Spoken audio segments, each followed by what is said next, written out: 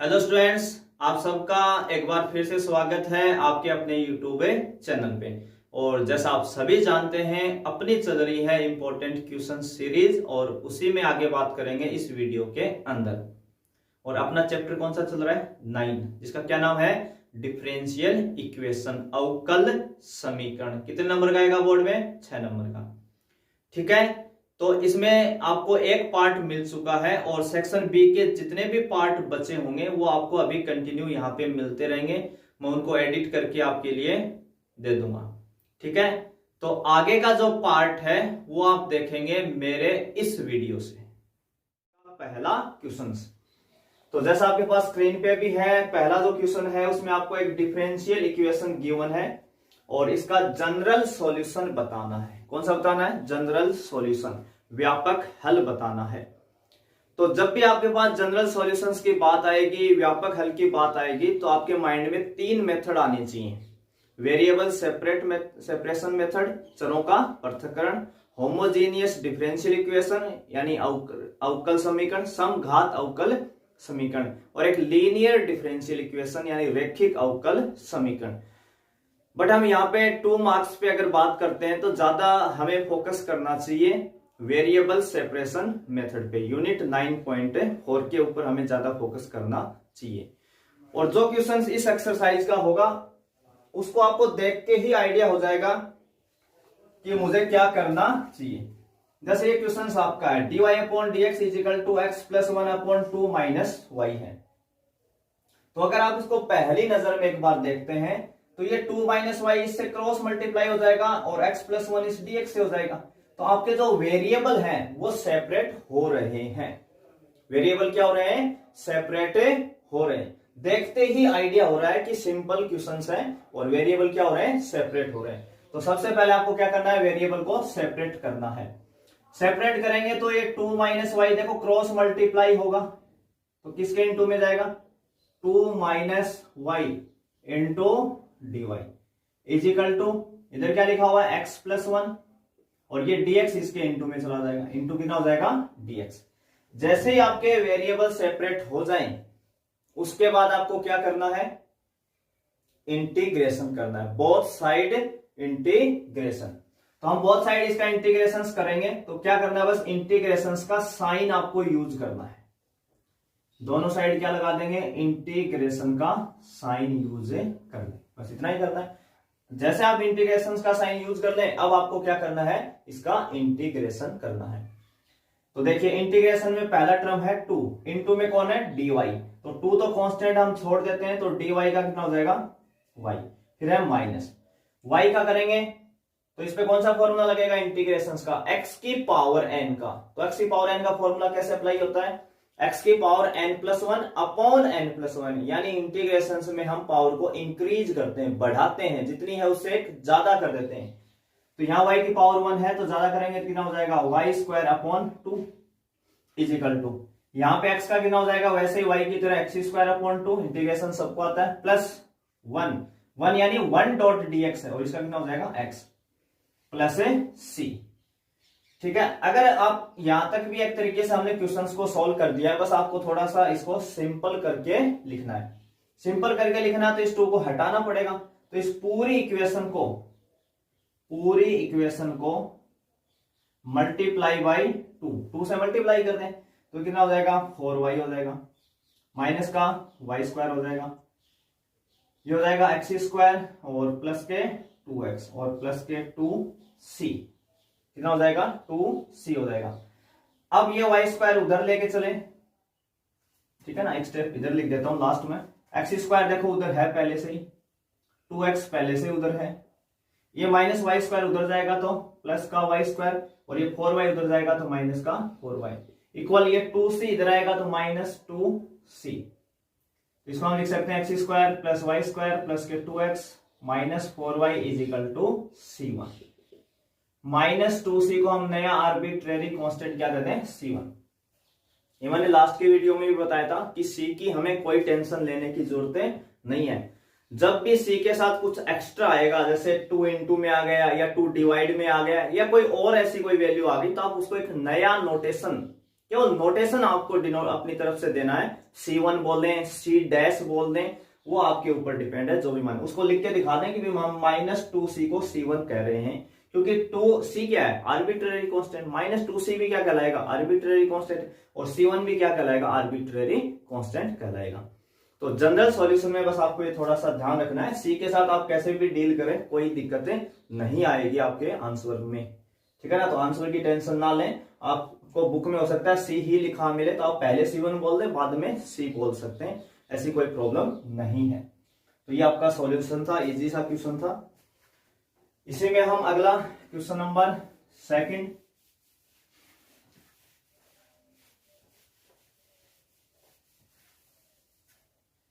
और question number जो 2 आपका है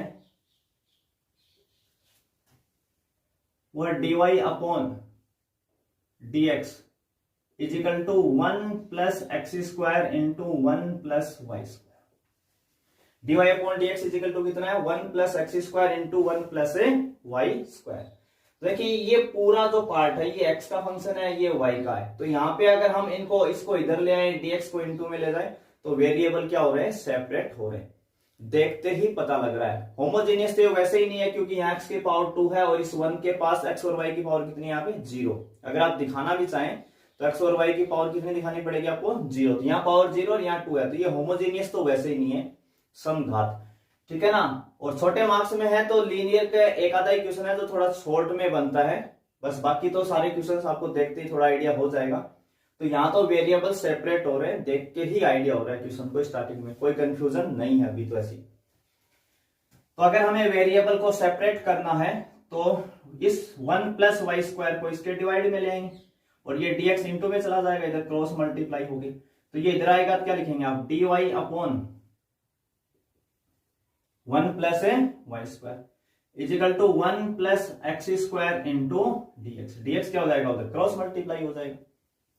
अब जैसे आपके वेरिएबल सेपरेट हो जाए, y एक साइड हो जाए, x एक साइड हो जाए, तो आप क्या करना है, integration, both side integration, taking both side integration, दोनों पक्षों का समाकलन लेने पर ये हो जाएगा dy upon 1 plus y square. आपको तो बस इंटीग्रेशन का क्या लगाना है, साइन लगाना है और कुछ नहीं करना। अब dy upon 1 plus y square, इसका इंटीग्रेशन का डायरेक्ट फॉर्मूला होता है dx upon 1 plus x square, क्या होता है, tan इनवर्स x। या नोटेशन में बस y आ गया तो आप क्या बोल देंगे, tan इनवर्स y बोल देंगे उसको। इधर 1 का कितना हो जाएगा, 1 का मतलब होता है 1 डॉट dx और dx का कितना होता है, x होता है। कांस्टेंट को तो हम छोड़ देंगे, dx का कितना हो गया, x प्लस एक्स स्क्वायर का हमें पता है जब भी हम x की पावर n अप्लाई करते हैं तो पावर को इंक्रीज करते हैं, तो पहले से 2 है तो कितनी हो जाएगी 3, तो x की क्यूब अपॉन 3 और प्लस है c। तो यही आपका आंसर है। तो बिल्कुल इजी सा क्वेश्चन है, 2-3 स्टेप का क्वेश्चन है। इसको 1 मार्क्स में भी पूछ सकता है, 2 मार्क्स में भी आपसे पूछ सकता है बोर्ड के अंदर।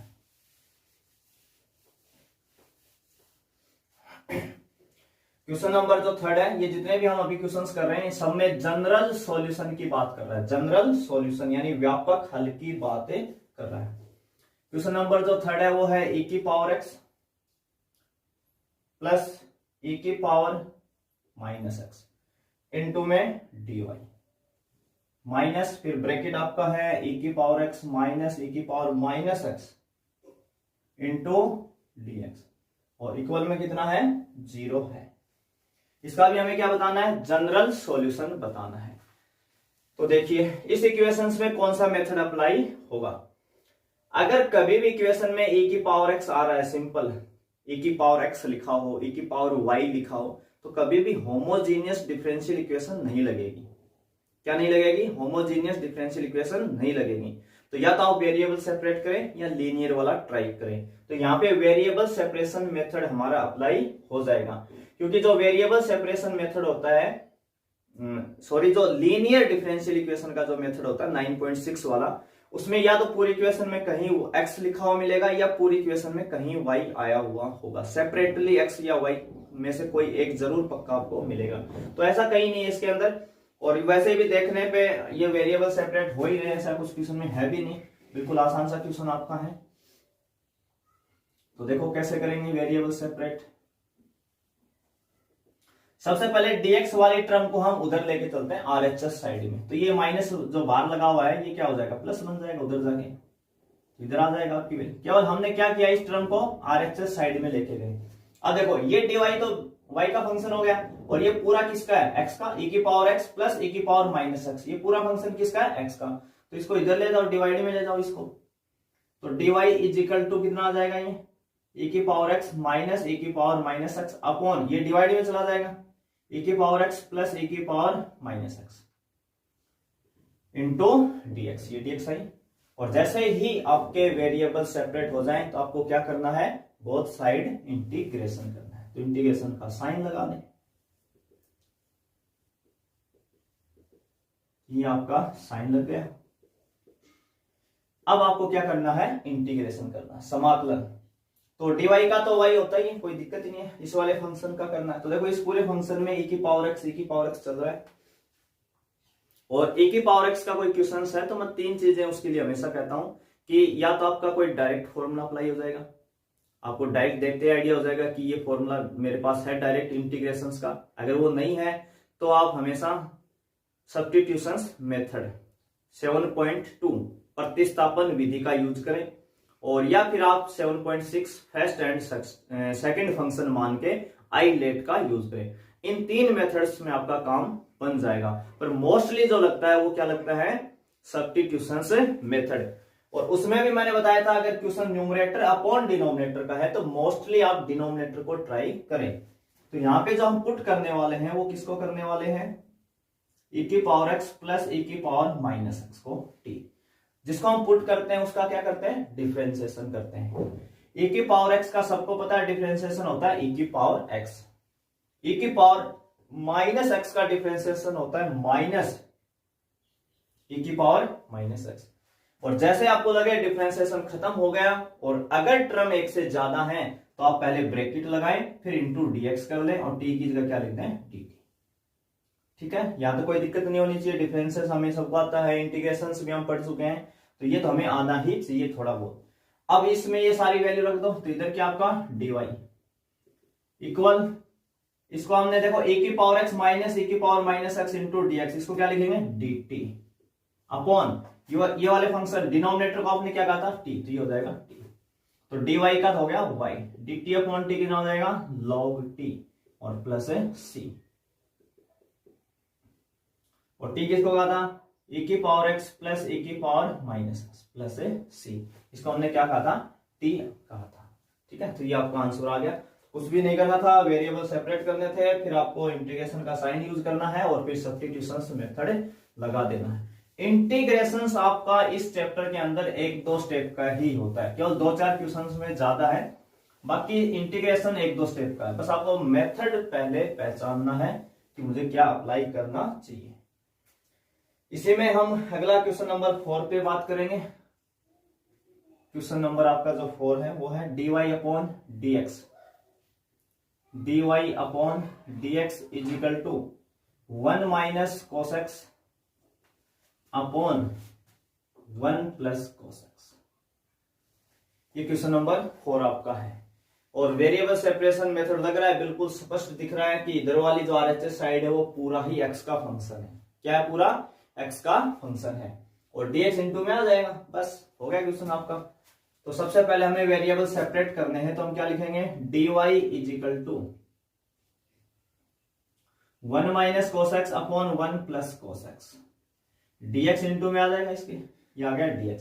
जैसे ही वेरिएबल सेपरेट हो जाए आपको क्या लगाना है, इंटीग्रेशन का साइन का यूज करना है, और जैसे आप इंटीग्रेशन साइन यूज करेंगे तो इसका मतलब आपको क्या करना है, उसका इंटीग्रेशन करना है, समाकलन। तो dy का तो कितना हो जाएगा y, इसका इंटीग्रेशन हम कैसे करेंगे, ट्रिग्नोमेट्रिक फॉर्मूलों का यूज लेंगे। तो हम 1 माइनस cos 2x का फॉर्मूला पढ़ते हैं, किसका फॉर्मूला पढ़ते हैं 1 minus cos 2x upon 2 is equal to होता है sine square x। 1 minus cos 2x upon 2 कितना होता है साइन स्क्वायर x। अगर ये 2 उधर चला जाए तो इंटू में आ जाएगा, तो 1 माइनस cos 2x कितना हो जाएगा 2 sign square x, 1 minus cos 2x कितना हो जाएगा 2 साइन स्क्वायर x। और इस 2x की जगह अगर हम एंगल कर दें x, 2x की जगह क्या कर दें x, यानी 2x से x बनाने के लिए हमने क्या किया, 2 का डिवाइड किया। किस में किया, एंगल में किया। तो आप इधर वाली साइड में भी एंगल में क्या कर देंगे, 2 का डिवाइड कर देंगे। तो 1 माइनस cos x कितना हो जाएगा, 2 sin square x, 2 sin square x by 2। और जब 1 प्लस cos x होता है तो बस फर्क क्या आता है, साइन की जगह cos आ जाता है। 2 cos square x by 2 into dx। 2 से 2 क्या हो जाएगा, कैंसिल। साइन अपॉन cos कितना हो जाएगा, tan स्क्वायर x बाई 2। और मैंने कहा था इंटीग्रेशंस के जो वीडियो सीरीज चली थी उसमें कहा था कि अगर ट्रिग्नोमेट्रिक फंक्शन के ऊपर स्क्वायर लगी है तो 2 ही फॉर्मूले हम डायरेक्ट जानते हैं, एक तो sec स्क्वायर x का इंटीग्रेशन और एक cosec स्क्वायर x का, बाकी किसी का नहीं जानते। तो आपके पास 2 ही रास्ते हैं, या तो कोई ऐसे ट्रिग्नोमेट्रिक फॉर्मूले में चेंज करें ताकि उसका आपके पास फॉर्मूला हो, या पावर को रेड्यूस करें, यानी 2 से 1 पावर में लाएं, कोई ऐसा फॉर्मूला आप उस पर अप्लाई करें। तो यहां तो हमारे पास tan स्क्वायर x को तो हम जानते हैं, tan स्क्वायर x को हम बहुत अच्छे से जानते हैं। tan स्क्वायर x बराबर कितना होता है, sec square x minus 1, sec square x minus 1। तो यहां तो tan स्क्वायर x बाई 2 है, कोई दिक्कत नहीं, हम क्या लिख देंगे, sec square x by 2 minus 1 into dx। अब sec स्क्वायर x का कितना होता है, tan x होता है, तो sec स्क्वायर x बाई 2 का कितना हो जाएगा, tan x बाई 2 अपॉन इस x बाई 2 का हम क्या करेंगे, डिफरेंशिएशन। किसका डिफरेंशिएशन करना भाई, इधर है ना, इधर करके दिखा देता हूं। x बाई 2 का क्या करना है, डिफरेंशिएशन। तो इसमें तो ये 1 बाई 2 है, ये तो कांस्टेंट है, 1 अपॉन 2 क्या है, कांस्टेंट। हमें तो x का करना है केवल, और x का कितना होता है 1, यानी टोटल मिला के इसका डिफरेंशिएशन कितना आ जाएगा, 1 बाई 2 आ जाएगा। x बाई 2 का डिफरेंशिएशन यानी अवकलन कितना आ जाएगा, 1 बाई 2। तो 1 बाई 2 का डिवाइड कर देंगे, डिवाइड ही करते हैं ना हमेशा, जो भी आगे वैल्यू होती है एंगल वाली, अगर वो x के अलावा कुछ भी नया फंक्शन दिखता है तो उसका क्या करना चाहिए, डिफरेंशिएशन, और उसको क्या करते हैं, डिवाइड। इंटीग्रेशन में हम डिवाइड करते हैं और डिफरेंशिएशन में इंटू करते हैं। माइनस 1 का हो जाएगा माइनस एक्स प्लस सी, तो y इजिकल टू 2 इंटू में आ जाएगा, क्रॉस मल्टीप्लाई हो गया, 2 tan x बाई 2 हो जाएगा, माइनस एक्स प्लस सी। ये आपका आ गया जनरल सॉल्यूशन। इसको क्या बोलते हैं, जनरल सॉल्यूशन, व्यापक हल। अभी तक सभी क्वेश्चंस में हम यही कर रहे थे, सभी क्वेश्चंस में हम क्या कर रहे हैं, जनरल सॉल्यूशन ही निकाल रहे हैं। ये था आपका क्वेश्चन नंबर 4 और इसी में हम लेंगे अब क्वेश्चन नंबर 5। क्वेश्चन नंबर जो 5 आपका है उसको देखते हैं भाई। इसमें भी आपको एक डिफरेंशियल इक्वेशन ही गिवन है क्वेश्चन नंबर 5 के अंदर। Question number 5, dy upon dx is equal to root में 4 minus y square. dy upon dx is equal to root में कितना है, 4 माइनस वाई स्क्वायर है। तो ये भी आपका वेरिएबल सेपरेट होके हो जाएगा, बिल्कुल आसान सा क्वेश्चन है, क्योंकि ये जो पूरा फंक्शन है ये तो y का है, तो इसको हम इधर ले आएंगे, इसके नीचे dy के नीचे।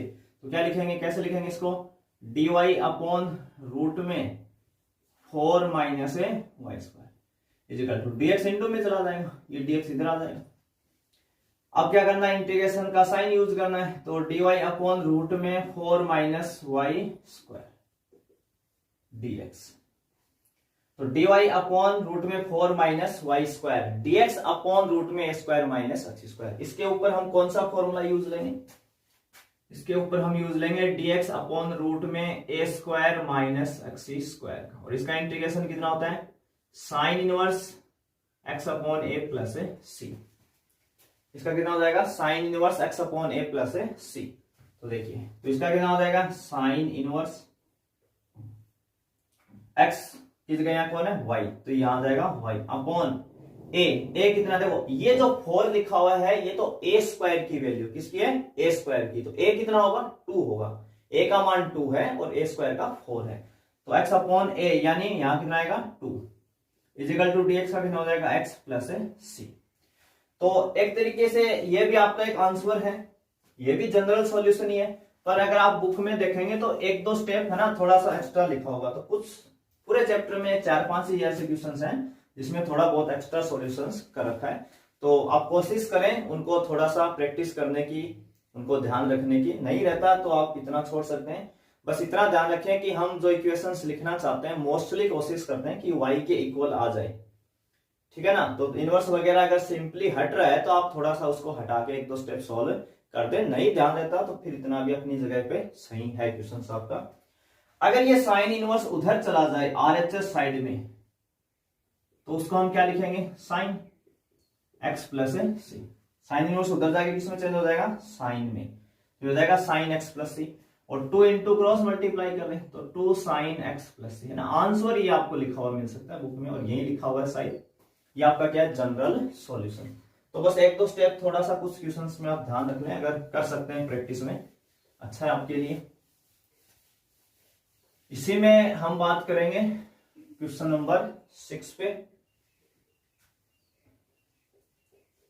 क्वेश्चन नंबर 6 आपका है cos dy upon dx is equal to a। dy upon dx is equal to कितना है, a है। और इस क्वेश्चन में आप देख पा रहे होंगे कि इसके अंदर क्या पूछ रहा है आपसे, पर्टिकुलर सॉल्यूशन मांग रहा है, विशिष्ट हल। तो ये पर्टिकुलर सॉल्यूशन और जनरल सॉल्यूशन में क्या डिफरेंस है। तो जो क्वेश्चंस आपका पर्टिकुलर सॉल्यूशन का होगा माने विशिष्ट हल का होगा, उसमें एक कंडीशंस गिवन होगी क्वेश्चंस के लास्ट में कि x इतना है तो y इतना है, x is equal to 0 then y is equal to 1, ऐसा कुछ गिवन होगा। ऐसा जिसमें गिवन होगा उसी में आपको पर्टिकुलर सॉल्यूशन यानी विशिष्ट हल का यूज करेगा। तो उसको सॉल्व करने के लिए हमें कोई नया मेथड नहीं सीखना अलग से, बस इसी क्वेश्चंस को सॉल्व करते जाना है। और जो अपना जनरल सॉल्यूशन आता है वहां तक तो हम सेम सॉल्व करेंगे, जनरल सॉल्यूशन तक तो हमें चलना ही है। और जो जनरल सॉल्यूशन आएगा उसमें हम वो कंडीशंस यूज कर लेंगे। तो पहले हम इसका ना जनरल सॉल्यूशन निकालते हैं, फिर एक स्टेप पे इसका क्या आ जाएगा, पर्टिकुलर सॉल्यूशन मिल जाएगा। तो देखो सबसे पहला पंगा क्या है इस क्वेश्चन के अंदर, जो हमारा डिफरेंशियल कोफिशिएंट है dy अपॉन dx वही cos के आगे फंसा हुआ है, यानी cos के आगे जो एंगल होता है अपना x उसकी जगह कौन आ गया, dy अपॉन dx। तो सबसे पहले मेरा काम है कैसे भी करके मैं dy अपॉन dx को फ्री करूं। जब तक ये फ्री नहीं होगा क्वेश्चन आपका सॉल्व नहीं होगा। इसको फ्री करने के लिए हमें क्या करना पड़ेगा, इस cos को इधर से हटाना पड़ेगा। तो cos को हटाने के लिए हम cos को किधर लेके जाएंगे, उधर RHS साइड में लेके जाएंगे। तो इधर कौन बच गया, dy अपॉन dx, और cos उधर जाके क्या कहलाएगा, cos इनवर्स, आगे क्या है a, तो a लग जाएगा। अब आप क्या करेंगे, वेरिएबल को सेपरेट कर देंगे, इनटू में क्या आ जाएगा उधर dx, क्रॉस मल्टीप्लाई कर देंगे तो क्या आ जाएगा dx। अब क्या हो गया, वेरिएबल सेपरेट हो गए। अब क्या करना आपको, बोथ साइड इंटीग्रेशन, तो साइन यूज कर लें, cos इनवर्स है इनटू dx। अब कई स्टूडेंट सोच रहे होंगे सर cos इनवर्स को तो आपने बाहर कर दिया, dx के लगाया इंटीग्रेशन का साइन, आप अंदर कर लो कोई फर्क नहीं पड़ना। cos इनवर्स a क्या हमारा यहाँ पे क्या है, cos इनवर्स a को क्या बोलेंगे यहाँ पे, कांस्टेंट, अचर। क्यों, क्योंकि इसके पास तो अक्षर ही नहीं गई। cos इनवर्स a ये यहाँ पे हमारे लिए किसका काम करेगा, कांस्टेंट का काम करेगा। और कांस्टेंट को हम कहाँ रखते हैं, इंटीग्रेशन साइन के बाहर, बाहर कर दो, अंदर दिखा दो इस, क्योंकि इसको तो हमें क्या रखना है, सेफ रखना है, जैसा है वैसा का वैसा। तो dy का इंटीग्रेशन कितना हो जाएगा y, cos इनवर्स एक कांस्टेंट इसलिए छोड़ देंगे, इनटू dx का कितना हो जाएगा x और प्लस c। इसको हम क्या दे देंगे, इक्वेशन फर्स्ट। तो ये जो इक्वेशन आई ना, इसी इक्वेशंस को हम बोलते हैं जनरल सॉल्यूशन। ऐसी इक्वेशन जिसके अंदर आर्बिट्रेरी कांस्टेंट आते हो, यानी स्वेच्छ अचर आते हो, ऐसी कोई इक्वेशन, उसको हम क्या बोलते हैं, जनरल सॉल्यूशन, व्यापक हल बोलते हैं। देखो इसमें सी आया हुआ है, इसको हम क्या बोलेंगे, व्यापक हल, जनरल सॉल्यूशन। अब इसका हमें क्या निकालना है, पर्टिकुलर सॉल्यूशन। तो उसके लिए कंडीशंस आपको गिवन है, जिसमें कह रहा है कि when x is equal to 0, x is equal to 0 then y कितना रखवाना है आपको, 1 रखवाना है। x की वैल्यू 0 है तो y की कितनी है, 1 है, ठीक है ना। तो ये हम रखवा देते हैं, ये दोनों वैल्यू आपको कहां रखवानी है, इक्वेशन फर्स्ट में रखवानी है। देखो y का मान कितना रखवाना है, यहाँ 1, तो 1 इक्वल लगा हुआ है तो इक्वल। जैसे आप इस x की जगह यहाँ 0 रखेंगे, क्या रखेंगे 0, तो ये 0 cos इनवर्स a से मल्टीप्लाई होगा। चलो एक स्टेप है ना, मैं लिख ही देता हूँ, cos inverse a into x की जगह क्या रखा, 0 प्लस c, तो 0 इससे मल्टीप्लाई होगा तो क्या हो जाएगा 0, तो c की वैल्यू कितनी आ जाएगी 1। और ये जो c की वैल्यू आई ना, put c is equal to 1 in equation first. इस सी के मान को वापिस हमेशा कहां लाना, आपको फर्स्ट इक्वेशन के अंदर लाना है। तो कितना आ जाएगा ये y is equal to cos inverse A into x और प्लस सी कितना आया 1। तो इस सी की जगह आपको क्या लिखना है 1 लिखना है। इसको बोलते हैं पर्टिकुलर सॉल्यूशन, विशिष्ट हल, ठीक है ना। पर आपकी बुक में जब आप इसको सोल्व करेंगे तो आंसर एक दो स्टेप और सोल्व कर रखा है। तो देखो स्टार्टिंग में क्वेश्चन कैसे लिखा हुआ था, कॉस में लिखा हुआ था, तो उन्होंने भी क्या कर रखा है, इसको लास्ट में कॉस में ही बना के लिख रखा है। तो आपको भी बना देना है। बनाने के लिए क्या करेंगे, पहले इस 1 को इधर लाएंगे, तो क्या लिखा जाएगा y minus 1 cos inverse A into x. इस x को इसके डिवाइड में ले आएंगे, तो y minus 1 upon x is equal to cos inverse a. इस कॉस इनवर्स को इधर लाएंगे तो इसमें आएगा ये कॉस में, तो cos y minus 1 upon x is equal to कितना आ जाएगा ए। यानी स्टार्टिंग इक्वेशन भी एक इक्वल थी और पर्टिकुलर सॉल्यूशन भी किसके इक्वल लिख रखा है, एक एक। तो इससे तो आप कनेक्ट करवा सकते हैं कि जैसा दिया था वो लास्ट में मुझे वैसा ही बनाना है, उस फॉर्मेट में ही इसको रखना है। तो अच्छा क्वेश्चन है भाई अपनी जगह, है ना। इस पे नजर रखेंगे क्योंकि स्टार्टिंग जो स्टेप है ना ये वाली, यही काफी को कंफ्यूज कर देगी कि ये तो कॉस के आगे dy अपॉन dx आ गया, मैं कैसे सोल्व करूं। तो आपको कॉस को हटाना है, ये आपको ध्यान रखना है। चलिए इसी में अगला क्वेश्चन नंबर आपका 7। क्वेश्चन नंबर जो 7 है वो आपका है dy upon dx is equal to y into 10x। बिल्कुल आसान क्वेश्चन है, इसमें भी आपसे पर्टिकुलर सॉल्यूशन मांगा गया है। तो हम पहले जनरल सॉल्यूशन निकालेंगे फिर पर्टिकुलर सॉल्यूशन। और वेरिएबल क्या हो रहे हैं, सेपरेट। देखो dx इंटू में जाएगा 10x के, y इसके डिवाइड में आ जाएगा। तो बिल्कुल आसान सा क्वेश्चन है, बिल्कुल दिख रहा है कि हमें क्या करना चाहिए। तो y इसके नीचे आ जाएगा तो लिखेंगे dy अपॉन y, और dx को क्रॉस मल्टीप्लाई करेंगे तो क्या लिखेंगे 10x इंटू dx। वेरिएबल क्या हो गए, सेपरेट। वेरिएबल सेपरेट हो गए तो आप इंटीग्रेशंस का साइन यूज करते हैं, taking both side integrations 10x into dx। अब dy अपॉन y का हम सबको पता है क्या होता है इंटीग्रेशन, dy अपॉन y का होता है log y। 10x का हम सबको पता है log sec x। 10x का इंटीग्रेशन क्या होता है log sec x। प्लस मैंने ये कहा था कि हर फंक्शन का इंटीग्रेशन अगर log में आए, जैसे dy अपॉन y का log y आया, 10x का log sec x आया, तो आपको भी क्या लेना चाहिए, log c लेना चाहिए। c की जगह क्या लिखना चाहिए, log c, ठीक है।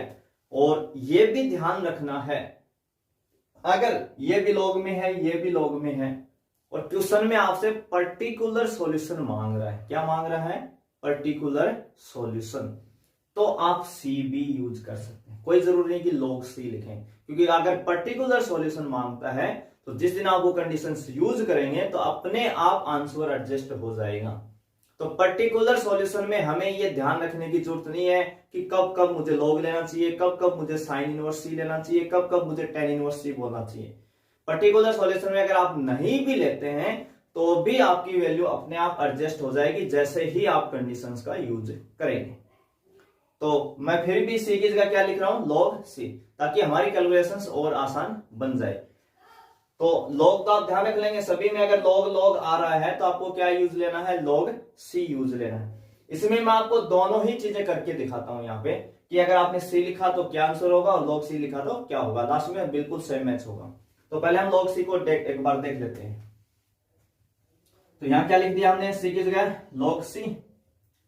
अब क्या करना आपको, इस पे आपका फॉर्मूला अप्लाई हो गया log m plus log n, log m plus log n, उसका क्या होता है log mn, log m into n, यानी प्लस में 2 log है तो इंटू में आ जाएंगी वैल्यू। तो c इंटू क्या लिख सकते हैं, इसको sec x लिख सकते हैं। तो कंपेयर करेंगे इसको, हम क्या करेंगे, कंपेयर, तुलना से, है ना, कंपेयरिंग करेंगे तो दोनों तरफ से log हट जाएंगे। log हटेंगे तो इधर क्या बचेगा y और इधर क्या बचेगा c इंटू sec x। इसको हम दे देंगे इक्वेशन फर्स्ट। और इसके पर्टिकुलर सॉल्यूशन के लिए हमें एक विशिष्ट कंडीशंस यहां गिवन है कि x 0 है तो y कितना है, 1 है। x इज इक्वल टू कितना है, 0, then y is equal to कितना है, 1 है। यानी एक्स वाई की वैल्यू रखवा ली आपको जो क्वेश्चन में गिवन है। तो y की जगह यहाँ रखेंगे 1, ये हो जाएगा c इंटू सेक 0, और सेक 0 सबको पता भाई 1 होता है, तो c की वैल्यू कितनी आ गई 1। तो put c is equal to 1 in equation first, तो y इज इक्वल टू कितना आ जाएगा सेक x, c की वैल्यू यहाँ क्या रख देंगे 1, तो y इज इक्वल टू कितना आ गया सेक x। ठीक है, तो ऐसे क्वेश्चन बन जाएगा।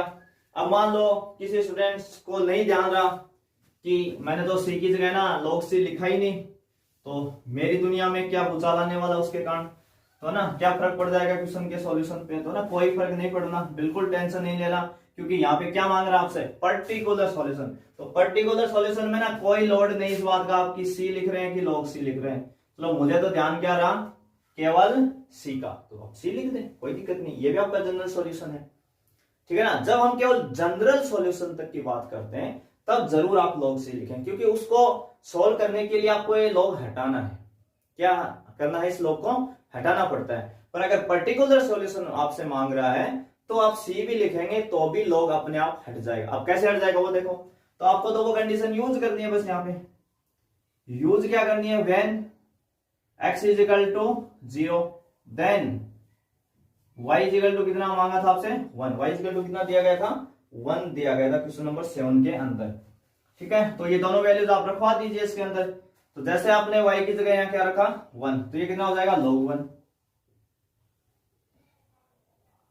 Is equal to log sec x, और x की जगह कितना है 0 प्लस c, log 1 कितना होता है 0 होता है, सबको पता है।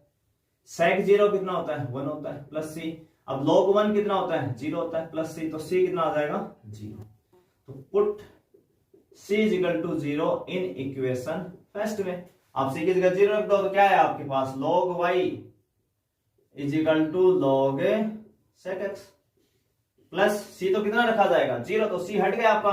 कंपेयर करेंगे तो दोनों साइड से क्या हट जाएंगे लोग, क्या करेंगे आप यहाँ पे आके कंपेयरिंग करेंगे ना, तुलना से, तो y इज इक्वल टू कितना आ जाएगा sec। तो वहीं पहुंचना है आपको, कोई दिक्कत नहीं है, किसी भी रास्ते से आए। तो पर्टिकुलर सॉल्यूशन में हमें कभी ये लोड नहीं लेना कि सी लिखें log c लिखें, आपकी मर्जी है, जैसे भी डील कर लें क्वेश्चन बन जाएगा आपका। हाँ, जनरल सॉल्यूशन है, थोड़ा सा ध्यान रखें क्योंकि उसमें कुछ स्टेप सॉल्व कर देते हैं क्वेश्चन के आंसर के लिए। अगला जो क्वेश्चन है आपका क्वेश्चन नंबर 8, क्वेश्चन नंबर जो 8 है उसमें देखिए लिखा हुआ है e की power x into D y plus y into e की power x plus 2x into d x is equal to 0। अब देखिए इस क्वेश्चन की अगर हम बात करें तो y x इंटू में है, y इंटू ई की पावर x प्लस 2x आ रहा है, उधर ई की पावर x इंटू में dy, तो थोड़ा सा मिक्सअप हो रहा है x y का, तो इसका मतलब वेरिएबल सेपरेट होना थोड़ा मुश्किल हो सकता है। आप एक बार ट्राई कर लें, अगर हो जाए तो कोई दिक्कत नहीं है, पर मुझे नहीं लग रहा इसमें होंगे। तो फिर मुझे क्या अप्लाई करना चाहिए, देखिए अगर पूरी इक्वेशन में, मैंने अभी पीछे भी बताया था क्वेश्चन में, अगर e की पावर x सिंपल लिखा हुआ है, e की पावर y सिंपल लिखा हुआ है, तो कभी भी आपको होमोजेनियस डिफरेंशियल इक्वेशंस का यूज नहीं करना है। आगे जब हम 4 नंबर्स के क्वेश्चंस कवर करेंगे तो उसमें पूरा डिटेल्स में मैं आपको बताऊंगा कि कैसे क्वेश्चंस को देख के आपको आइडिया करना है। अभी हम छोटे क्वेश्चंस कर रहे हैं, फिर भी मैं एक दो में बता रहा हूं साथ साथ। अगर पूरी इक्वेशन में e की पावर x आ गया, कहीं पे e की पावर y आ गया, या sin x आ गया, cos x आ गया, tan x आ गया, तो कभी भी आपको होमोजेनियस डिफरेंशियल इक्वेशंस का यूज नहीं करना है। तो फिर क्या ट्राई करना चाहिए, लीनियर वाला। अब लीनियर का अगर हम ट्राई करते हैं तो दो ही टाइप बचती हैं, या तो dy अपॉन dx बनेगा या dx अपॉन dy बनेगा। तो पीछे क्वेश्चंस मैंने करवाए थे तब बताया था, अगर dy अपॉन dx का क्वेश्चन बनेगा तो उसमें उस पूरी इक्वेशन में कहीं y लिखा होगा और y की पावर मैक्सिमम 1 होगी। तो इस पूरी कहानी में y लिखा हुआ है और उसकी पावर कितनी है 1 है, इसका मतलब dy अपॉन dx बनेगा आपका। और यहां भी e की पावर x है, अगर ये e की पावर y होता, e की पावर x की जगह क्या होता e की पावर y, तब आपका dx अपॉन dy बनता 100%। अब ये है e की पावर x, तो फिर आपको बस y के ऊपर नजर डालनी। उस दिन e की पावर y होता तो उस दिन x की पावर 1 से ज्यादा नहीं मिलेगी आपको। ये सारी चीजें मैंने पहले भी बताई लीनियर में। तो सबसे पहले तो ना मुझे इसको dy अपॉन dx है ना, ये फॉर्मेट में लाना है ना, इस फॉर्मेट में इसको लाना है। dy upon dx plus P Y is equal to Q. इस फॉर्मेट के अंदर मुझे इसको बना के लाना है, पहला काम मेरा। इसको बनाने के लिए मुझे इस dx को हटाना पड़ेगा। dx को हटाने के लिए ना मैं इसको डिवाइड कर देता हूं, डिवाइड बाई dx है ना, पूरी इक्वेशन को। तो ये हो जाएगा e की power x into divide upon dx, ये डिवाइड में आ गया, प्लस y e की power x plus 2x is equal to 0। dx हट जाएगा, 0 में dx का डिवाइड देंगे तो 0 ही आएगा। दूसरा dy अपॉन जो dx होता है उसका कोफिशिएंट कितना होता है, 1 होता है। तो मुझे इस e की पावर x को भी हटाना है, तो e की पावर x को हटाना तो मैं फिर से डिवाइड कर दूंगा, डिवाइड बाई e की पावर x को। तो ये कितना हो जाएगा, dy upon dx plus y e की पावर x हट जाएगा, प्लस 2x अपॉन e की power x is equal to 0। इसको थोड़ा और सिंपल बनाएं, बिल्कुल स्टैंडर्ड फॉर्म में बनाएं, तो हमें इसको उधर लेके जाना पड़ेगा। इस टर्म को उधर लेके जाएंगे तो कितना आ जाएगा, 2x अपॉन e की पावर x, इक्वेशन फर्स्ट। ठीक है ना, इक्वेशन फर्स्ट कंपेयर विद, है ना, इसकी तुलना करते हैं, किससे करते हैं भाई, dy upon dx plus P Y is equal to Q से। किससे कंपेयरिंग करते हैं इसकी, dy upon dx plus P Y is equal to Q से। तो यहां पे जो ये y होता है, इस y का जो भी कोफिशिएंट होगा वो किसकी वैल्यू होती है, p की। देखो ये रहा y आपका, इस y के इंटू में जो भी होगा वो कौन होगा, p। तो आज के दिन यहाँ y का कोफिशिएंट कौन है, 1, तो p की वैल्यू कितनी होगी, 1। और जो RHS साइड में जो फंक्शन होता है वो होता है q। तो RHS में कौन है, 2x अपॉन e की पावर x। एक वैल्यू हम इसमें निकालते हैं IF, इंटीग्रल फैक्टर, जिसका फॉर्मूला होता है e की पावर में इंटीग्रेशन में p dx। तो p तो कितना आया, 1 डॉट dx का मतलब dx हो गया, और dx का कितना होता है, x। तो ये क्या आ गया आपका IF कितना आया, e की पावर x आया। अब हमें क्या निकालना है, इसका general solution of equation first, समीकरण 1 का व्यापक हल। तो कितना होता है फॉर्मूला, सबको पता है, y इंटू IF होता है, इक्वल इंटीग्रेशन का साइन q इंटू IF होता है, इंटू dx और प्लस है c। तो y इंटू IF कितना आया, e की पावर x, तो e की पावर x लिख देंगे। q कितना आया, 2x अपॉन e की power x into IF e की power x into dx plus c। e की पावर x से e की पावर x कैंसिल हो जाएगा। अच्छा, एक अपने माइनर मिस्टेक कर दिया भाई, ये 2x उधर जाएगा तो माइनस लगेगा ना भाई, माइनस तो भूल ही गए है ना, सबसे बड़ी गलती, माइनस उधर लगेगा तो यहाँ भी क्या लगेगा, माइनस लगेगा, यहाँ लगेगा तो भैया यहाँ पे भी लगेगा, यहाँ ना माइनस बाहर लगा देता हूँ। तो क्या बचा, y इंटू e की पावर x, माइनस बाहर है, 2 कांस्टेंट है, x का कितना हो जाता है, x square upon 2 plus c। Integration कर दिया, 2 से 2 भी कैंसिल हो गया, और ये जो माइनस x स्क्वायर है वापिस इधर आएगा तो क्या हो जाएगा, प्लस x स्क्वायर हो जाएगा। तो y इंटू e की power x plus x square is equal to c। तो अच्छा क्वेश्चन है, ठीक है आपका, और लीनियर डिफरेंशियल इक्वेशंस पे है। ऐसे क्वेश्चन बोर्ड चाहे तो 4 नंबर में भी पूछ सकता है, 2 में भी पूछ सकता है, 1 में इसको IF तक पूछ सकता है, 1 मार्क्स में यहां तक पूछ सकता है आपसे IF। पीछे हमने किए थे ऐसे क्वेश्चन, मतलब हर जगह फिट है ये क्वेश्चन, और इजी भी है, तो इस पे भी हमें ध्यान रखना है। मल्टीपल चॉइस में भी डाल सकता है, आपकी बुक में दिया हुआ है, तो आपको इसके ऊपर नजर रखनी है। और ये छोटी मोटी मिस्टेक है ना, इधर प्लस माइनस वाली है ना, तो थोड़ा सा आप भी ध्यान रखें ना, हमसे भी कई बार ऐसी गलतियां हो जाती हैं, तो खुद पे थोड़ा कॉन्फिडेंस रखें, उसको ठीक कर लें। तो इसी में अगला क्वेश्चन नंबर 9। अब 9 से हम थोड़े अलग मेथड के ले रहे हैं। क्वेश्चन नंबर 9 जो है वो कह रहा है कि y x को मूल बिंदु पर स्पर्श करने वाले वृत्तों के कुल का अवकल समीकरण ज्ञात कीजिए। Form the differential equation of the family of curve, family of A circles, curve की जगह क्या है यहाँ पे, सर्किल है, ठीक है, touching the y axis at origin. ठीक है, हमें एक ऐसी, देखो फैमिली ऑफ कर्व को हम समझते हैं पहले, है ना, फैमिली ऑफ कर्व का क्या मतलब है। जैसे अपनी कोई इक्वेशंस है, सर्किल की कोई इक्वेशन है, या लाइन की हो सकती है, या पैराबोला परवोले हो सकता है, या इलिप्स हो सकता है ना, दीर्घवृत्त, या परबोला हो सकता है ना, अति परवलय। तो फैमिली ऑफ कर्व में हमसे ये क्या मांगना चाहता है क्वेश्चंस के अंदर, तो ये कहता है कि कोई एक ऐसी इक्वेशन है, जैसे हम सर्किल की बात करें ना, अब जो ये अपना क्वेश्चन है इसी की बात करना है। ये किस टाइप के सर्किल की बात करना चाहता है? ये कह रहा है कि कोई एक ऐसा सर्किल है जो वाई एक्स जो होती है आपकी उसको केवल ओरिजिन पे टच करेगा। ऐसे सर्किल्स हैं जो वाई एक्स को कहां टच करेंगे? केवल ओरिजिन के ऊपर। तो ये आपका ओरिजिन है, तो यानी ये इस टाइप के सर्किल की बात करना चाहता है ना। ऐसे सर्किल तो इनफाइनाइट हो सकते हैं, है ना, जो वाई एक्स को कहां टच करते हो? ओरिजिन के ऊपर टच करते हो। आप जितनी मर्जी आप बना सकते हो। जो वाई एक्स को कहां टच करते हो? केवल ओरिजिन के ऊपर। तो जो सर्किल वाई एक्स को केवल ओरिजिन पे टच करेगा उसका सेंटर हमेशा एक्स एक्सिस के ऊपर आएगा। उस सर्किल का जो सेंटर होगा, जो केंद्र होगा, वो कहां आएगा? एक्स एक्सिस पे आएगा। और जो भी एक्स एक्सिस पे आएगा तो उसका वाई कोऑर्डिनेट क्या हो जाएगा? 0। पक्का कंफर्म है। और ये जो इतनी डिस्टेंस है ना, ये जो ओरिजिन से जो डिस्टेंस है, ये वाली जो डिस्टेंस है, अगर इसको हम नाम देते हैं यहां ए, तो ये ए क्या कहलाएगी आपके लिए? रेडियस कहलाएगी। इस सर्किल की त्रिज्या कहलाएगी रेडियस। और इस सेंटर के कोऑर्डिनेट क्या होंगे? फिर तो a, 0 होंगे, क्योंकि हमें पता है सेंटर तो वाई एक्सिस एक्स एक्सिस के ऊपर बिलोंग करता है, तो वाई कोऑर्डिनेट क्या हो जाएगा? 0 हो जाएगा। और इतनी डिस्टेंस जिसको हम रेडियस भी बोल रहे हैं सर्किल की, क्या है ये? रेडियस। वो कितनी है? a। तो इस सेंटर के कोऑर्डिनेट हो गए a, 0। तो हमें सर्किल की इक्वेशन यानी फैमिली ऑफ सर्किल निकालने के लिए पहले एक सर्किल की इक्वेशन की जरूरत पड़ेगी। तो हम मान लें let see family of a circle, है ना।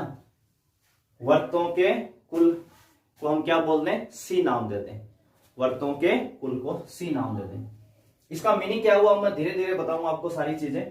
तो यहां पे आप सी लिख सकते हैं, कोई दिक्कत नहीं। Family of a circle. कल को कुछ और बोले तो आप बोल देना family of ellipse, family of parabola, family of hyperbola, यानी जिसके ऊपर क्वेश्चन गिवन है वो वर्ड यहां चेंज कर देना। सी को हमने बस ऐसे नाम दे दिया कि ये सबको रिप्रेजेंट करता है। तो equation of circle, equation of a circle. अब सबको पता है वर्त का समीकरण। इक्वेशन ऑफ सर्किल का मतलब होता है वर्त का समीकरण। और ये हम 11th में ही पढ़ लेते हैं भी ऐसी चीजें। क्या होता है? x माइनस एच का whole square plus y minus K का whole square is equal to R square. यहां पे जो h और k हैं वो क्या होते हैं? सेंटर, सर्किल का सेंटर, केंद्र। तो यहाँ पे जो अपना h k है ना, h कौन है यहाँ पे? ये a। और ये जो 0 है ये कौन है? k की वैल्यू है। यहाँ पे अपना सेंटर कौन है? a, 0। तो a क्या हुआ? h का मान, और k का मान कितना हुआ? 0 हुआ। तो हम रखवा देंगे इसके अंदर। हमारा जो सेंटर है वो तो a, 0 है, तो h की जगह आ जाएगा a और k की जगह कितना आ जाएगा? 0। r क्या होती है यहाँ पे? रेडियस, त्रिज्या। तो आज के दिन त्रिज्या कितनी है? a है, तो r की जगह कितना रखवा देंगे? a। तो ये आ जाएगा a स्क्वायर। अब ये जो इक्वेशंस आई आपकी, ये सर्किल की इक्वेशंस आ गई। तो क्वेश्चंस में क्या मांगना चाह रहा है कि ऐसी कोई डिफरेंशियल इक्वेशंस बताओ, ऐसी कोई डिफरेंशियल इक्वेशन यानी अवकल समीकरण बताओ जो इसके हर फैमिली मेंबर को सेटिस्फाई करे। अब इसके फैमिली मेंबर्स कौन होंगे? अब मान लो कि रेडियस हमेशा तो a रहने वाली नहीं है ना, a थोड़ी ना रहेगी हमेशा। कभी मान लो रेडियस 1 हुई तो यहाँ a की वैल्यू कितनी आ जाएगी? 1 आ जाएगी। कल को रेडियस 2 हुई तो यहाँ a का मान 2 रख देंगे। कल को 5 हुई तो ये 5 रख देंगे। तो हम जब a की वैल्यू चेंज करेंगे तो रेडियस तो इनफाइनाइट हो सकती है, अलग अलग ऐसे 1 हो सकती है, 2 हो सकती है, 5 हो सकती है, 100 हो सकती है, -2 हो सकती है, 4 हो सकती है, 1/2 हो सकती है, √2 हो सकती है, यानी इनफाइनाइट अलग अलग वैल्यू हो सकती है रेडियस की। तो इनफाइनाइट मेंबर बनेंगे इसके। कितने मेंबर बनेंगे? इनफाइनाइट। हम रेडियस चेंज करते जाएंगे तो मेंबर भी चेंज करते जाएंगे। तो इनका कहने का मतलब है कि आप कोई ऐसी डिफरेंशियल इक्वेशन बता दो जो इसके हर मेंबर को सेटिस्फाई करे। तो कई स्टूडेंट बहुत ज्यादा लोड ले लेते हैं इस बात के लिए, है ना। तो ऐसा इसमें कुछ है ही नहीं। आपको बस करना क्या है, हमें ये पता है कि रेडियस चेंज होगी तो अलग अलग मेंबर्स होंगे और एक ऐसी डिफरेंशियल इक्वेशन बतानी है तो सबको सेटिस्फाई करें। तो आप सोचो ना, ए कौन है यहाँ पे? ए तो आर्बिट्रेरी कांस्टेंट है। ए कौन है? आर्बिट्रेरी कांस्टेंट, क्योंकि ए की वैल्यू बदल रही है ना। ए कभी 1 भी हो सकता है, 4 भी हो सकता है ना, तो ये कांस्टेंट नहीं है आपका ए यहाँ पे। ये बात हम इंटीग्रेशंस में भी कर चुके हैं। ये जो ए है ये कांस्टेंट नहीं है, ये आर्बिट्रेरी कांस्टेंट है। ये वेरिएबल की तरह काम करता है एक बार के लिए। तो आर्बिट्रेरी जो कांस्टेंट होता है उसका डिफरेंशिएशन कितना होता है? 0। और कांस्टेंट का भी कितना होता है? 0। तो आप चाहे ए को कितनी बार बदल लें भाई, डिफरेंशिएशन तो हर बार क्या आना है? 0 ही आना है। तो कोई फर्क नहीं पड़ना। आप इसका जो डिफरेंशिएशन करके एक इक्वेशन बनाएंगे वही आपकी क्या होगी, डिफरेंशियल इक्वेशन होगी। तो करना कैसे है ना, आगे हम इसको कैसे सोल्व करें। तो देखिए सबसे पहले तो इसका होल स्क्वायर ओपन कर देते हैं। तो x square plus A square minus का 2x, y माइनस 0 का स्क्वायर तो वाई स्क्वायर आएगा is equal to A square, A square से ए स्क्वायर कैंसिल। तो x square plus y square is equal to 2ax। ये equation और ये equation दोनों एक ही हैं, हमने बस थोड़ा सा इसको सिंप्लीफाई कर दिया, थोड़ा सोल्व कर दिया। ये भी सर्किल की इक्वेशन है, ये भी सर्किल की इक्वेशन है। अब हमें इससे एक ऐसी डिफरेंशियल इक्वेशन बनानी है जो इसके हर फैमिली मेंबर को सेटिस्फाई करे। अब उसको करते कैसे हैं, तो आपको हमेशा ऐसे इक्वेशंस में क्या काउंट करना है, आर्बिट्रेरी कांस्टेंट को काउंट करना है कि इस पूरी इक्वेशन में कितने आर्बिट्रेरी कांस्टेंट हैं। आर्बिट्रेरी कांस्टेंट कैसे लिखोगे, या तो ए लिखा होगा या बी लिखा होगा या कोई एम लिखा होगा, यानी एक्स वाई के अलावा कोई नया नोटेशन अगर आता है आपके पास एबीसीडी का, एक्स वाई के अलावा कोई भी एक्स्ट्रा नोटेशन आया हुआ है, ए बी एम वगैरह ऐसा कुछ भी आया हुआ है, वो सब क्या है आपके लिए आर्बिट्रेरी कांस्टेंट है। तो इस पूरी इक्वेशंस की अगर हम बात करें तो यहाँ पे ये जो ए है ये कौन है, आर्बिट्रेरी कांस्टेंट है। और ये कितनी बार आया हुआ है, एक बार। ए तो एक जगह लिखा ना, ए 2 बार लिख दे उससे कोई मतलब ये नहीं कि 2 आर्बिट्रेरी कांस्टेंट हो गए। ए नोटेशन है इसका मतलब एक है, इसके अलावा एक के अलावा कुछ बी लिखा होगा, सी लिखा होगा तो 2 हो जाएंगे ना, कुछ नया नोटेशंस लिखेगा। अभी कितना है, एक बार। तो जितने आर्बिट्रेरी कांस्टेंट होंगे उतनी ही बार आपको उसका डिफरेंशिएशन करना है। हमारा जो टारगेट है बस वो क्या है, एक आर्बिट्रेरी कांस्टेंट है तो हम इसका एक बार डिफरेंशिएशन करके इस ए को हटाना है। हमें इस आर्बिट्रेरी कांस्टेंट को यहां से खत्म करना है। जब तक ये खत्म नहीं होगा तब तक आपकी डिफरेंशियल इक्वेशन नहीं मानी जाएगी। तो ये मैं इधर वाला ना रफ कर देता हूं, डायग्राम आप देख चुके हैं कि हम किस टाइप के सर्किल्स की बात कर रहे हैं। तो हमें बस कैसे भी करके इस ए को हटाना है, और ए को हटाने के लिए आप केवल एक बार डिफरेंशिएशन कर सकते हैं। कितनी बार कर सकते हैं, एक बार। तो एक बार करके हमारा हट जाएगा, कोई बड़ी मुश्किल ना इसमें। तो सबसे पहले एक्स स्क्वायर का डिफरेंशिएशन कितना हो जाएगा, 2x प्लस वाई स्क्वायर का कितना हो जाएगा, 2y, फिर y का कितना हो जाएगा, dy upon dx is equal to 2a। तो पूरा मान लो 2 कांस्टेंट है, a आर्बिट्रेरी कांस्टेंट है, छोड़ देंगे तो x का कितना हो जाएगा 1, यानी 2ax का कितना हो जाएगा 2a हो जाएगा। याद आएगा। अब देखिए यहां से 2a की वैल्यू आ गई है, किसकी वैल्यू आ गई, 2a की। इसको हम इक्वेशन 2 देते हैं। From equation second put 2a is equal to 2x plus 2y dy upon dx in equation first. यानी ये जो 2 का मान है, क्योंकि हमें क्या करना है, ये वाले अपनी बेसिक इक्वेशन है और ये इसका डिफरेंशिएशन है, इन सब का मुझे यूज करके ये इस ए को हटाना है। मेरा जो काम है उस ए को खत्म करवाना है कैसे भी करके। तो इन दोनों इक्वेशंस का यूज कर लें। हम क्या करेंगे, यहां से ये जो 2a का मान है ना, ये 2a का मान ये वाला, ये 2a उठा के बस यहां रख देंगे। रखेंगे तो आपका कौन हट जाएगा, ए हट जाएगा। कौन हट जाएगा, ए, और ए हटाना था, बस बात खत्म। तो ये क्या बचा, यहां से एक्स स्क्वायर बचा plus y square, x square plus y square, फिर इक्वल है तो इक्वल लगा दिया। यहाँ पे 2a हम रखवा रहे हैं तो कौन बचेगा, x बचेगा ना, एक्स्ट्रा x। तो x किसके मल्टीप्लाई में, 2a के। तो कल को जो भी आप 2a की वैल्यू रखेंगे उसके मल्टीप्लाई में कौन आ जाएगा, x आ जाएगा। तो यहाँ पे x रह जाएगा, 2a का मान आप रखवा देंगे यहाँ 2x plus 2y dy upon dx। x का कर दो मल्टीप्लाई, हो जाएगा 2x square 2xy dy upon dx। तो y स्क्वायर हम पहले लिख देते हैं, ये 2x स्क्वायर इधर आएगा, x स्क्वायर में से 2x स्क्वायर माइनस करेंगे दिन हो जाएगा माइनस x स्क्वायर प्लस का 2xy into dy upon dx is equal to 0। तो ये जो आपकी इक्वेशंस आई ये क्या है, this is required differential equation. जो आपसे क्वेश्चंस में मांग रहा था कि कोई ऐसी डिफरेंशियल इक्वेशन बता दीजिए जो इसके हर फैमिली मेंबर्स को सेटिस्फाई करे। तो ये वो डिफरेंशियल इक्वेशन है। अगर आप ए का मान कुछ भी रख ले, यहाँ पे ए का मान कुछ भी रख ले, रेडियस को बार बार बदलते रहे, आपको हर बार यही डिफरेंशियल इक्वेशंस मिलने वाली है। तो इसके फैमिली मेंबर को, क्योंकि ए आर्बिट्रेरी कांस्टेंट है, आप एक जगह कुछ भी रखवाएंगे वो कांस्टेंट होगा, और आर्बिट्रेरी कांस्टेंट का डिफरेंशिएशन भी 0 होगा और कांस्टेंट का भी 0 होगा। तो हमने ए को बस यहां से खत्म करना था। जब भी आप ए को खत्म कर देंगे और जो इक्वेशंस आपको मिलेगी वही आपका आंसर होगा। तो ये आपकी which is required differential equation किसको रिप्रेजेंट करती है? फैमिली ऑफ ए सर्किल्स को। ठीक है ना। अब आप ए की वैल्यू कुछ भी बनाते रहें, हमेशा यही इक्वेशंस क्या करेगी? सेटिस्फाई करेगी। तो ये था आपका क्वेश्चन नंबर 9। अगला क्वेश्चन है वो भी इसी पे बेस्ड है ना, ऐसा ही क्वेश्चन है। क्वेश्चन नंबर 10 है, ऐसे परवलों के यानी परवले की बात कर रहे हैं, उसके कुल का अवकल समीकरण बताइए जिसका शीर्ष मूल बिंदु पे है और जिनका एक्स धनात्मक वाई एक्स की दिशा में है।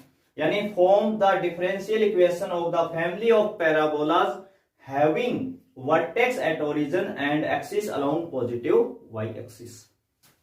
तो सबसे पहले इस केस में आपको है ना क्या आना चाहिए? पैराबोला की इक्वेशन आनी चाहिए। तो वही मान लेते हैं सी, तो आप हर बार मान लें लेट सी क्या है? Family of A parabola. पिछली बार सर्किल की बात कर रहा था, हमने सर्किल वर्ड यूज कर लिया। अब पैराबोला की बात कर रहा था, पैराबोला हिंदी में परवलय बोल रहे हैं। परवलय के कुल को हम किससे डिनोट कर रहे हैं? सी से, फैमिली ऑफ ए पैराबोला। तो अभी अगर आपको पैराबोला की अगर हम बात करें, एक बार मैं थोड़ा सा रिवाइज कर देता हूं। 4 टाइप के पैराबोला होते हैं ना, ये सारी चीजें ना 11th में ही पढ़ाई जाती हैं। पैराबोला जो होते हैं वो 4 टाइप के होते हैं। इसमें 12th में एक चैप्टर था वो भी हट गया आपका ना, चैप्टर नंबर 8, जिसमें हम इन चीजों में थोड़ा डिस्कशन करते हैं। ये 4 टाइप के पैराबोला होते हैं, है ना, ये 4 टाइप के। इस वाला जो पैराबोला है, देखो चारों में आप एक खास बात देखेंगे, ये पैराबोला का वर्टेक्स होता है ना, इसको क्या बोलते हैं? वर्टेक्स, शीर्ष बोलते हैं इसको। क्या बोलते हैं? शीर्ष, वर्टेक्स। क्या बोलते हैं? वर्टेक्स। तो देखो चारों के वर्टेक्स ओरिजिन पे है। तो कभी भी कहेंगे कि पैराबोला का जो वर्टेक्स है वो एट ओरिजिन पे है, मूल बिंदु पे है, तो मतलब आपको कुछ पल्ले नहीं पड़ना, क्योंकि चारों का ही ओरिजिन पे होता है। इससे आपको कभी डिसाइड नहीं कर पाएंगे कि कौन सी इक्वेशन सेलेक्ट करनी चाहिए मुझे। ठीक है ना। अब ये जो पैराबोला है ये किसके सिमेट्रिक है? ये देखो एक्स एक्स के साथ चल रहा है, इधर एक्स एक्स के साथ बढ़ रहा है दोनों साइड, तो इसको बोलते हैं सिमेट्रिक टू एक्स एक्सिस या पॉजिटिव एक्स एक्स की डायरेक्शन में है। तो इस केस में जो हम पैराबोला यूज करते हैं वो करते हैं y square is equal to 4ax। ये वाला जो है ये एक्स एक्स के साथ ही पर नेगेटिव साइड है, पॉजिटिव की बजाय कौन सी साइड है? एक्स डैश है ना, इधर एक्स डैश होती है ना अपनी नेगेटिव साइड है, तो इसको क्या बोलते हैं? Y square is equal to -4x। ये ऐसा बोला है जो अलोंग पॉजिटिव वाई एक्सिस है, ऊपर की तरफ खुलता है ना, ओपन की तरफ होता है, ऊपर की तरफ यानी पॉजिटिव वाई एक्सिस की डायरेक्शन में। तो ये होता है x square is equal to 4ay, और जो नीचे की तरफ ओपन हो उसको क्या बोलते हैं? X square is equal to -4ay, है ना। ये 4 पैराबोला होते हैं। तो आपसे जो बात कर रहा है ना वो ये वाले पैराबोला की कर रहा है, ये वाला पैराबोला कर रहा है। क्या खास बात है इस पैराबोला में? वर्टेक्स ओरिजिन पे है, axis along positive y axis. जो पैराबोला की जो एक्सिस है, ये वाली एक्सिस है, वो कौन सी है? पॉजिटिव वाई एक्सिस है। ठीक है ना, जिसपे फोकस लाई करती है, पैराबोला की जो फोकस लाई करती है उसी को हम पैराबोला एक्सिस बोलते हैं। तो इस पे फोकस यहाँ होती है, नाभि इस पे यहाँ होती है, इस पे यहाँ होती है, इस पे यहाँ होती है। देखो अगर ये वाई एक्सिस के अलोंग है तो फोकस भी कहाँ आएगी? वाई एक्सिस के ऊपर आएगी, उसी को वाई एक्सिस बोलते हैं। तो हमसे कह रहा है पॉजिटिव वाई एक्सिस की, तो ये वाले की बात कर रहे हैं। अब इसको आपको याद कैसे रखना है ना, 4 इक्वेशंस होगी, पॉजिटिव और नेगेटिव से, तो हमें बस प्लस माइनस का यूज करना है। तो अगर वाई एक्सिस की बात करें, किसकी करें? वाई एक्सिस, तो उल्टा सोचना है। वाई एक्सिस का मतलब एक्स स्क्वायर का टर्म आना चाहिए, और जब एक्स एक्सिस की बात करें तो वाई स्क्वायर का टर्म आना चाहिए। इससे आप क्या कर पाएंगे? याद रख पाएंगे उल्टा। ठीक है ना, उल्टा। तो सबसे पहले आपको क्या सिलेक्ट करनी है कि इक्वेशंस मुझे कौन सी लेनी चाहिए, है ना। ये सब स्टैंडर्ड इक्वेशंस है भाई पैराबोला की चारों। तो इसमें जो आपके पास इस क्वेश्चंस में जो बात करना चाह रहा है वो इस टाइप के पैराबोला की बात करना चाह रहा है। ये जो पैराबोला है जिनका ओरिजिन, सबका जो वर्टेक्स है वो कहाँ है? ओरिजिन के ऊपर है। जितने भी पैराबोला बनेंगे उनका सबका वर्टेक्स कहाँ है? ओरिजिन के ऊपर है। और पॉजिटिव जो उसकी जो एक्सिस है वो क्या है? पॉजिटिव वाई एक्सिस, यानी पैराबोला ऊपर की तरफ ओपन होगा। तो पॉजिटिव वाई एक्सिस की जब भी बात करें, पॉजिटिव वाई एक्सिस की, तो उस इक्वेशन में एक्स स्क्वायर का टर्म उल्टा सोचे। वाई एक्सिस बोल रहा है तो एक्स की पावर कितनी होगी? 2। तो x square is equal to 4ay। ये क्या होगी आपकी? इसको क्या बोलेंगे आप? Equation of parabola. Equation of parabola, equation first भी बोल देते हैं साथ साथ इसको। अब इस इक्वेशंस के अंदर देखिए कितने आर्बिट्रेरी कांस्टेंट हैं? एक, केवल एक है। तो बस एक बार डिफरेंशिएशन करना है और इस एक को यहां से खत्म करना है और कुछ नहीं करना। तो इसका डिफरेंशिएशन कर दो, तो एक्स स्क्वायर का कितना होता है? 2x। 4a तो आपका है कांस्टेंट और y का कितना हो जाएगा? dy upon dx। इक्वेशन क्या दे दें? सेकंड। हमें किसको हटाना है? a को। तो आप चाहे तो यहां से 4a की वैल्यू इसमें पुट करवा दो, चाहे यहां से 4a की वैल्यू इसमें। आपको दोनों इक्वेशंस यूज करके a को हटाना है। तो हम 4a तो इसलिए बोल रहे हैं कि ताकि पूरी वैल्यू पुट करवा सके, हमारे पास है। नहीं तो हमें a रख, हमारा टारगेट होता है a को रखवाना। पर यहाँ भी 4a है, यहाँ भी 4a, तो हम 4a ही पुट करवाते हैं, अपना a भी हट जाएगा, काम बन जाएगा। तो from equation first put 4a is equal to x square upon y. देखो ये y इसके नीचे आ जाएगा, ये y अगर इसके नीचे ले आए तो 4a इज इक्वल टू क्या लिखेंगे? X square upon y. In equation second कहां रखवाना है? सेकंड में रखवा देते हैं। तो इधर तो 2x लिखा हुआ है इक्वल 4a कितना है? X square upon y into D Y upon D X. इस 2x से इस x से है ना, सॉरी x से इस x की एक पावर कैंसिल हो जाएगी और ये y से क्रॉस मल्टीप्लाई हो जाएगा, तो कितना हो जाएगा? क्रॉस मल्टीप्लाई होकर 2y is equal to x into D Y upon D X. इस x से इसकी एक पावर कैंसिल होगी तो ये x हट जाएगा, y इसके इंटू में आ जाएगा, तो ये हो जाएगा 2y और ये x बच गया into D Y upon D X. तो ये क्या आपकी which is required differential equation represent किसको करेगी? फैमिली ऑफ ए पैराबोलास को। तो ये आपकी रिक्वायर्ड डिफरेंशियल इक्वेशन है। तो हमें कुछ नहीं करना, जितने आर्बिट्रेरी कांस्टेंट हैं उतनी बार उसका क्या करना है? डिफरेंशिएशन करना है। कितनी बार? जितने आर्बिट्रेरी कांस्टेंट हैं, और बस उस कांस्टेंट को खत्म करवाना है। तो एक ही है तो एक बार करें और उसको खत्म करवा दें, वापिस बेसिक इक्वेशन जो है ना वो यूज कर लें। इसी में अगला क्वेश्चन नंबर जो है आपका वो है 11। बिल्कुल आसान सा क्वेश्चन है, छोटा सा। y is equal to mx, और y is equal to mx की बात कर तो एक लाइन की यानी रेखा की बात कर रहे हैं। क्या है आपके पास? y is equal to mx। इसकी फैमिली ऑफ लाइंस के लिए एक डिफरेंशियल इक्वेशन बतानी है। तो y is equal to mx किसकी इक्वेशन है? लाइन की, जो ओरिजिन से पास होती है। तो इसमें तो हमें इक्वेशन दी है, कोई सिलेक्ट करने की तो जरूरत ही नहीं है। आपको तो बस क्या देखना है कि इस गिवन इक्वेशन में कितने आर्बिट्रेरी कांस्टेंट हैं। तो x और y की जगह कौन आया हुआ अलग से? m। x और y के अलावा कौन आया हुआ है? m। तो m कौन है यहाँ पे? Arbitrary constant. और वैसे अगर हम लाइन पे बात करें तो m हमारा होता है स्लोप, ढाल। क्या होता है? स्लोप, ढाल। तो m ही चेंज हो सकता है यहाँ पे, अलग अलग स्लोप कुछ भी हो सकती है एंगल के हिसाब से। तो कितने आर्बिट्रेरी कांस्टेंट है? केवल एक। तो हमें 1 टाइम्स इसका क्या करना है? डिफरेंशिएशन। तो कर दो इसका डिफरेंशिएशन x के रेस्पेक्ट में। तो y का कितना हो जाएगा? dy upon dx। m constant है, x का कितना हो गया? 1। तो dy upon dx is equal to कितना आ गया? m आ गया। m को हटाना है तो from equation second put m is equal to dy upon dx in equation first में पुट करवा देते हैं m की वैल्यू। यहां से m इसमें रखवा दो या इससे इसमें रखवा दो, कैसे भी यूज कर लो, आपको m को खत्म करवाना है बस। तो m की वैल्यू यहां रख देते हैं dy अपॉन dx। तो y इंटू m कितना है? dy upon dx। इंटू में कितना आ गया? x।